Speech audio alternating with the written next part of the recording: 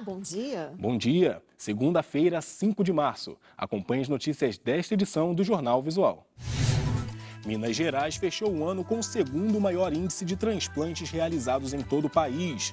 Pesquisas apontam, turistas procuram nas hospedagens a extensão de suas casas. Em Brasília, as faixas de propaganda servem de matéria-prima para produtos artesanais. O Jornal Visual começa agora, o único em rede nacional que você assiste em Libras. Os mineiros têm motivos para comemorar.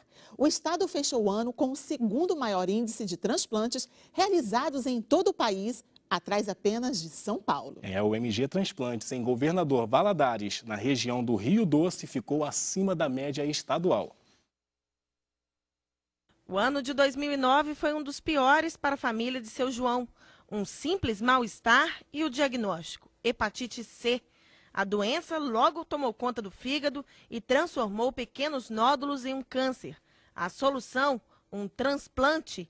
12 horas transplantado, eu já estava na UTI, mas lúcido, tranquilo, correu tudo maravilhosamente bem. E João faz parte de uma estatística que não para de crescer. Em 2011, 2.192 pessoas passaram por algum tipo de transplante em Minas. O maior número registrado desde a criação do MG Transplante no estado, em 1992. As cirurgias de córnea ficaram em primeiro lugar, com mais de 1.400 operações. E mais de 480 mineiros receberam um novo rim. Os números dão esperança a pessoas como seu Paulo. São 4 horas diárias na sala de hemodiálise. A expectativa do senhor nessa vida? É encontrar o rim, né? O mais rápido possível. O coordenador do MG Transplante em Governador Valadares comemora. A unidade superou o índice do estado em captação de órgãos. Então a gente teve um crescimento bastante satisfatório, em torno de um aumento de 10%. Campanhas educativas são as principais armas usadas para diminuir as filas de espera. Essa psicóloga trabalha diretamente com as famílias no momento difícil.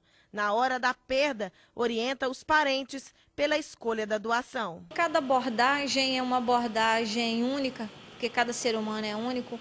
Então, quando você chega numa família que perdeu um ente, às vezes ela já aguardava, já estava preparada para aquela perda, às vezes não. Pesquisas apontam que turistas procuram nas hospedagens a extensão de suas casas, principalmente entre o público jovem, e os albergues vêm caindo no gosto dos viajantes pelo ambiente e baixo custo. Os quartos têm muitas camas e pouco espaço para guardar a bagagem. O banheiro é coletivo e a cozinha é liberada para os que gostam de fazer a própria comida. Hoje eu fiz macarrão, ontem eu fiz filé mignon, essas coisas assim.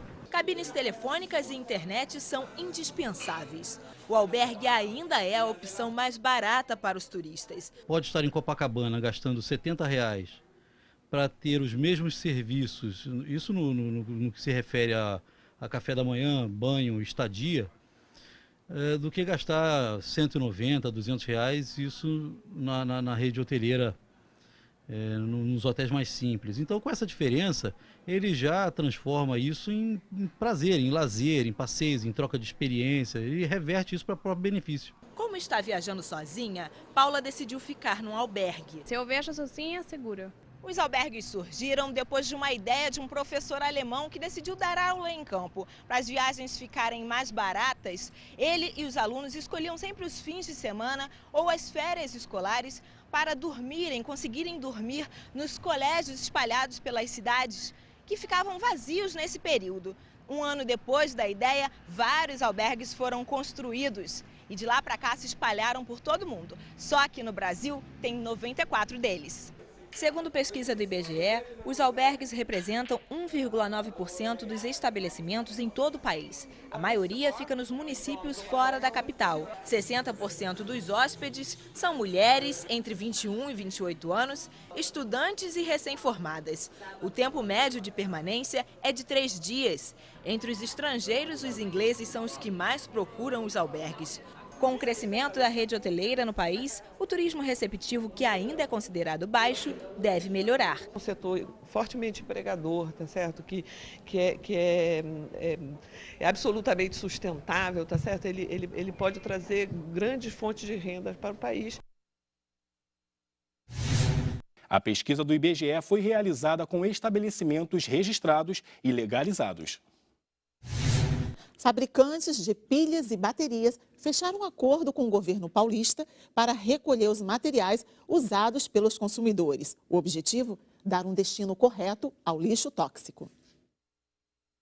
O Brasil produz por ano mais de 1 bilhão de pilhas e 400 milhões de baterias de celular, segundo a Associação Brasileira da Indústria Elétrica e Eletrônica, mas recicla apenas 1% disso. Jogadas no lixo comum, elas soltam substâncias que contaminam o lençol freático e podem prejudicar a saúde das pessoas.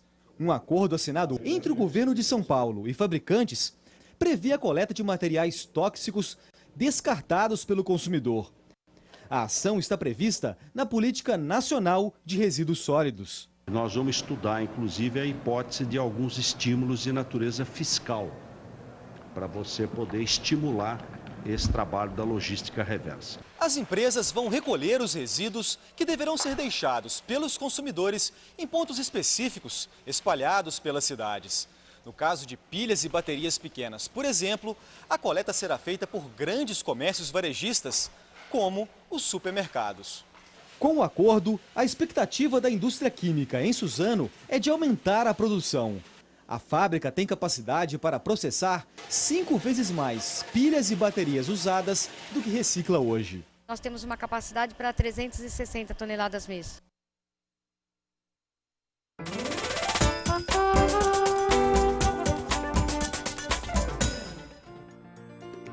Quiosque, refrigerante, caipirinha, chopp. Em Brasília, recicladores descobriram como se beneficiar de uma ilegalidade. As faixas de propagandas recolhidas pela fiscalização servem de matéria-prima para produtos artesanais. Na capital do país, elas são cada vez mais frequentes. Para fixá-las, é preciso uma autorização do governo local, de acordo com a legislação municipal da maioria das cidades, o que geralmente não é feito. De acordo com a Secretaria de Ordem Pública e Social, responsável por recolher as faixas, em 2010 foram apreendidas 16 mil. No ano passado, o número quase triplicou, 43 mil. Na beira das rodovias, elas representam um risco. Não temos nenhuma estatística de quantos acidentes aconteceram devido ao cara olhar na faixa e bater. Mas, porque ninguém fala, eu bati porque estava vendo a faixa, né? Ninguém fala isso. Mas, geralmente, a gente percebe que chama a atenção quando você vê uma faixa, que tem uma coisa que você está interessado em comprar, que você vê a faixa dizendo, aí você para olhar, para sentir a atenção do trânsito para olhar. E o que fazer com essa montanha de material recolhido nas ruas? Aqui nesta cooperativa, tudo é reutilizado. Eles usam a madeira e o pano para fazer sofás e poltronas para as crianças. Além de reduzir a quantidade de resíduos levada para os lixões, reutilizar as faixas gera empregos e ajuda na reintegração social de ex-presidiários e presidiários em regime semiaberto. Quando terminar a pena, quero continuar trabalhando aqui e quando sair do regime semiaberto para aberto, dar seguimento no serviço aqui e completar, me profissionalizar, né? Ser um profissional aqui dentro da área de reciclagem.